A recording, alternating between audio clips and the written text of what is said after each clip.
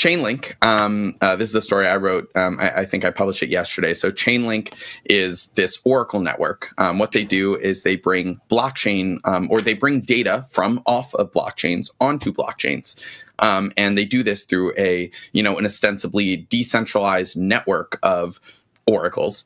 We wrote this story yesterday that's basically about how their proof of reserves product, which purports to bring proof of a crypto custodian's reserves from the real world, from these custodians, from companies, onto blockchains. We talked about how that Chainlink product, in keeping with the mold of how Chainlink is built, doesn't actually do anything to, it seems, bolster the credibility of those core proof of reserve claims. So proof of reserves was this big thing that's been around for a while, but became much, much more important with the collapse of FTX as stablecoin providers who back their tokens with real world assets, and exchanges like Coinbase and Binance had to prove to users that they had as much money in custody as they did, as they claim to have. But there's lots of different ways to prove your reserves, and none of them are as transparent as a actual blockchain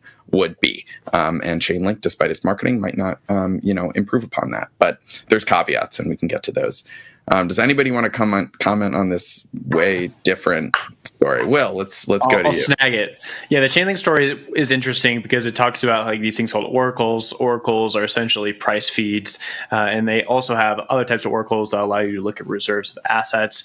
And oracles basically just report, right? They say this person here holds this thing in their wallet, and then they distribute that information to a lot of different projects. In DeFi, we see oracles used for price feeds in order to like have liquidations or lending protocols work correctly. And then when it comes to proof of reserves, we often see these oracles say, hey, this person has X amount of money in their wallet. You can use them. You can trust them.